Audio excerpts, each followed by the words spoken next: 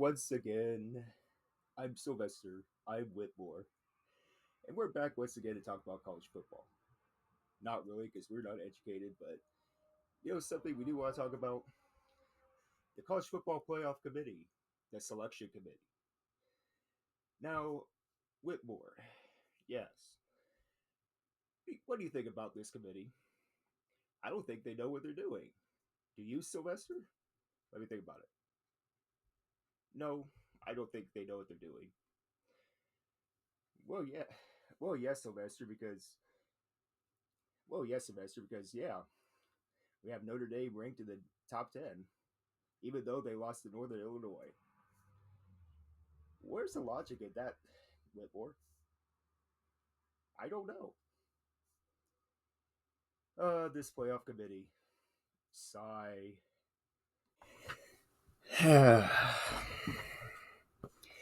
Thank you once again to my good friends Sylvester and Whitmore, those Fox puppets, for chiming in for a brief moment. A little bit of humor there. But anyway, for real, welcome to Bobcat Corner, episode 30. This is Stephen Vitt reporting again, and I want to get to serious matters for this episode. And I want to start talking about the home stretch for the regular season for the Ohio Bobcats. We're fast approaching it now. A few weeks ago, that wasn't the case, but now we're getting towards the very end of the season. So part of me is definitely relieved that the end of the season is coming in light of what's been happening all year round.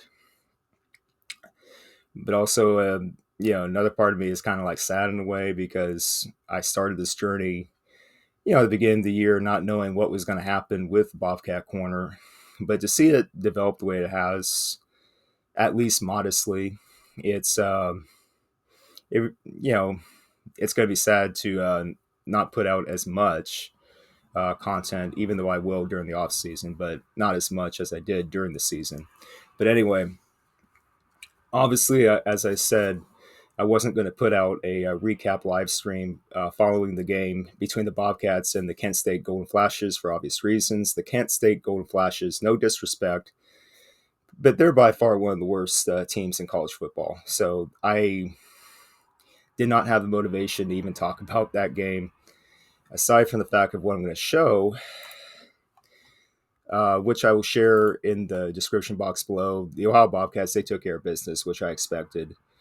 They destroyed Kent State 41-0, bulldozed them. It wasn't even close at any point, also to be expected. Bobcats had a great day up there in Kent, Ohio.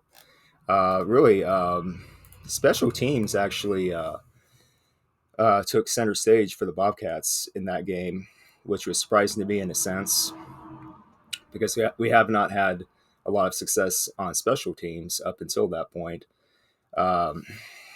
Going through a couple things there. I don't want to focus on this game too much because I want to focus on the next game. Let's see. Focusing on special teams.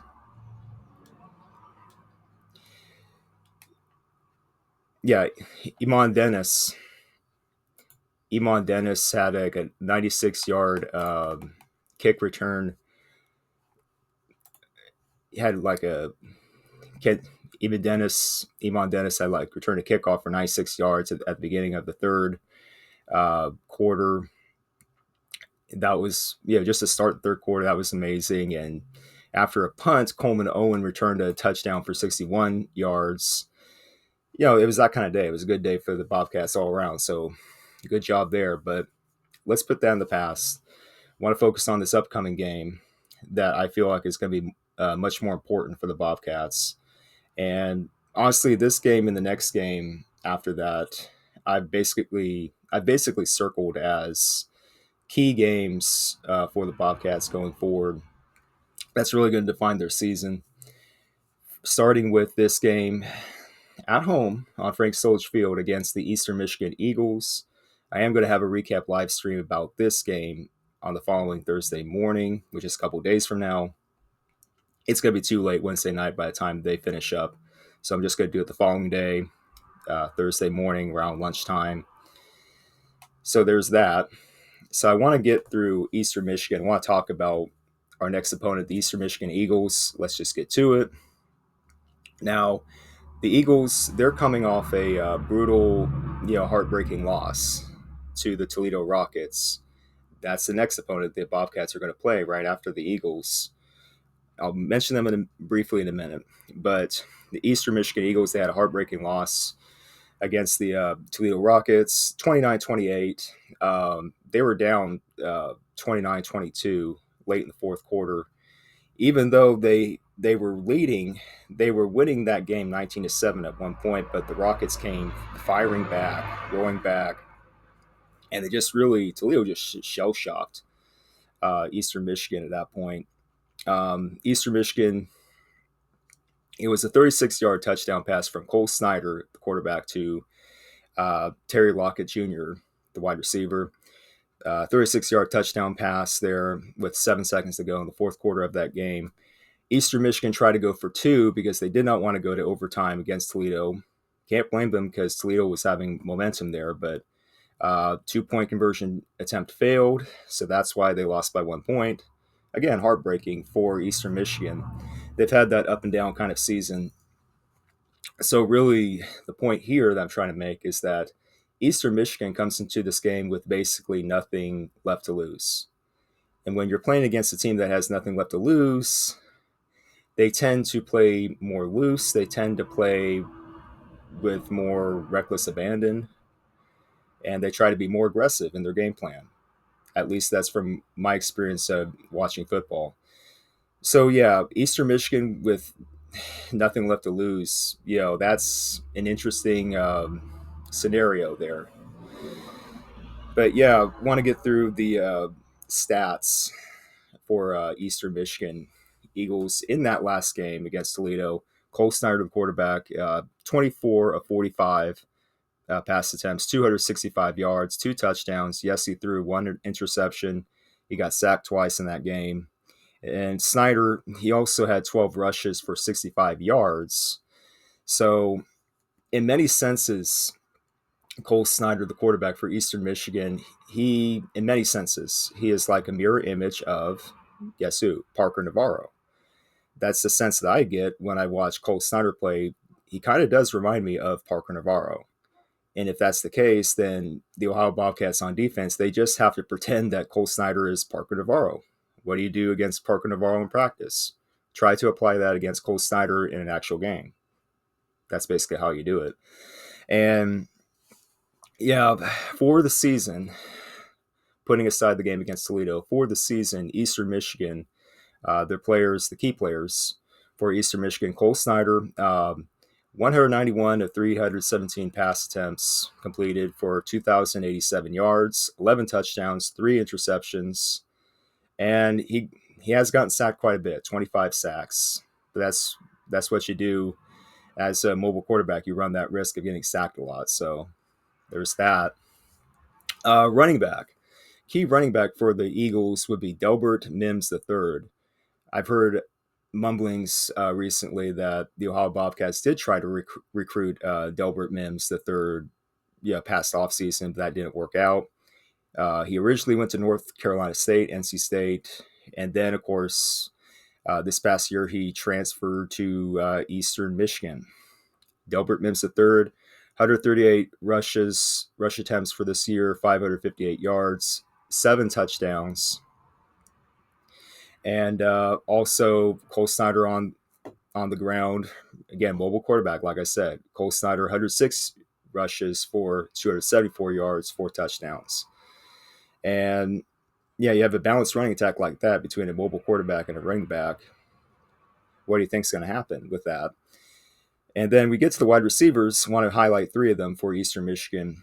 Orrin, hope I'm saying his name right. Orrin Singleton, 57 receptions for 557 yards, 2 touchdowns.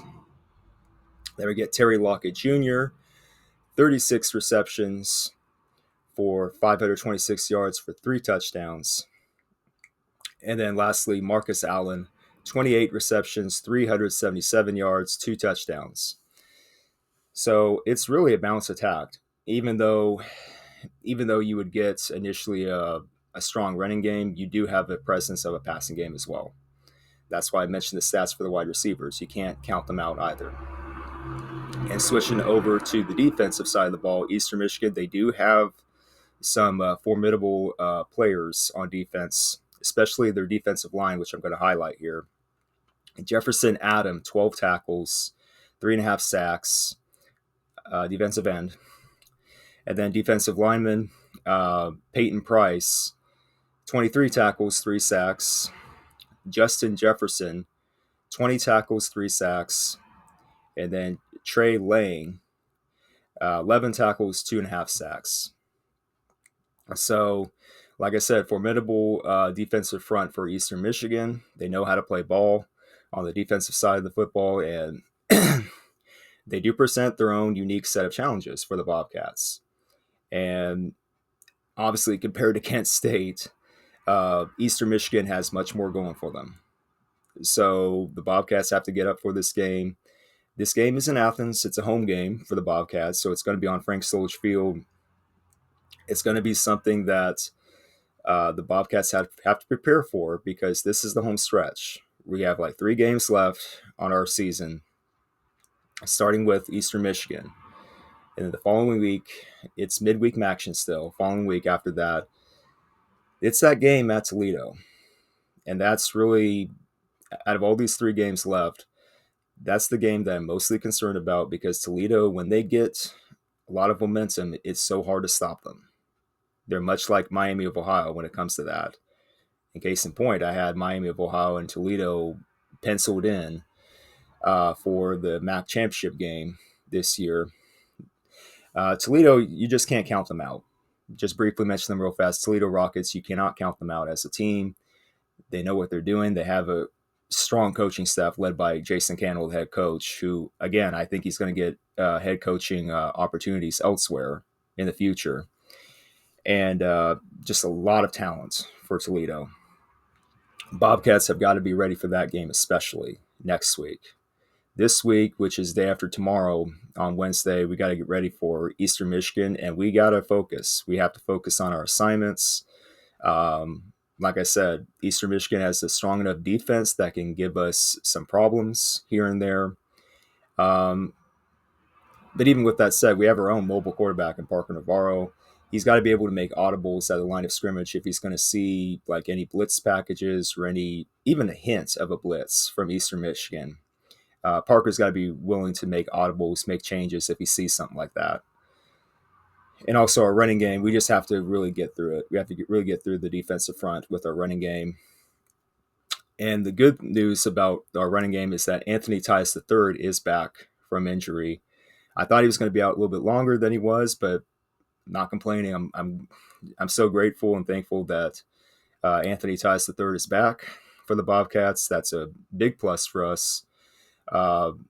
We have to use our running game completely, not just Tyus, but we have to use the combination of Anthony Tice III, Ricky Hunt Jr., Nolan McCormick, and Duncan Brune.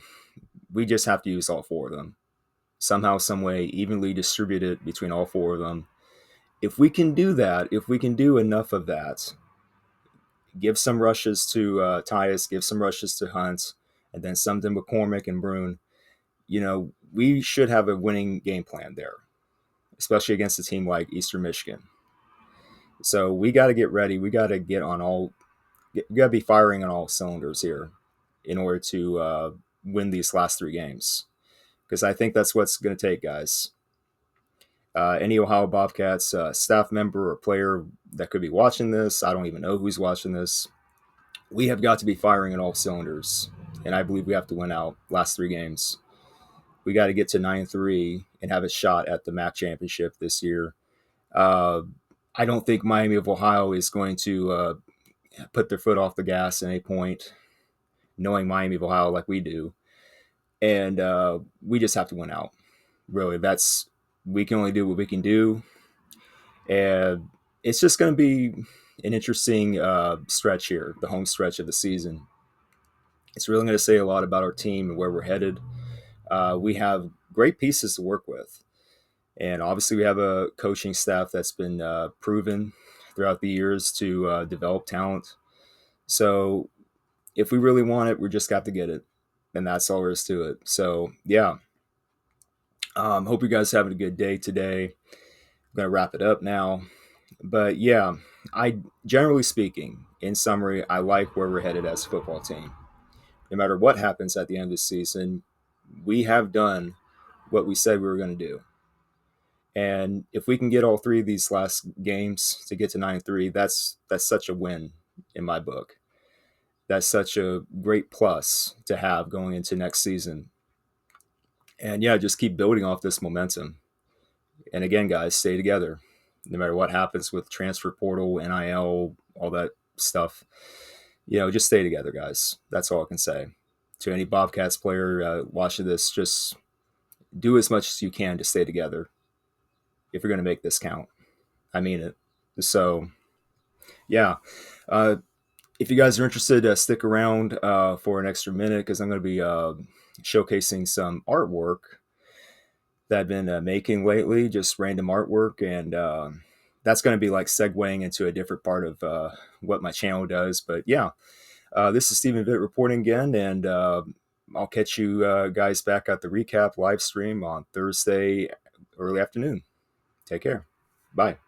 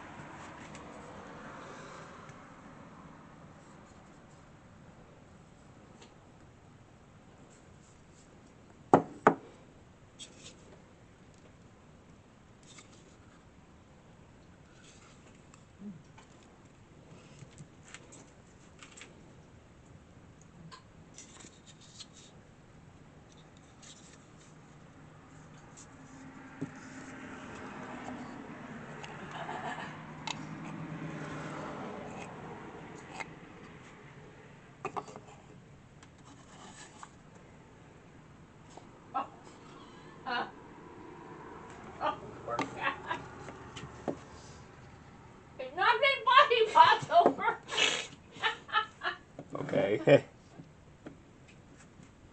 Oh, I wanted to poop and he couldn't. He knocked it over the Oh my goodness. It is funny. It's funny. You'll laugh. Give me a minute.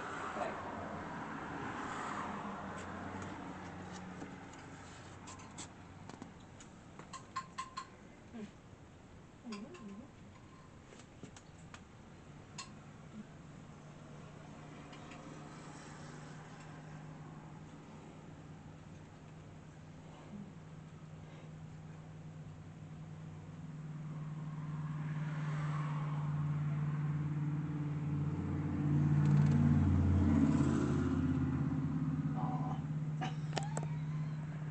At least Chi Chi does the same thing.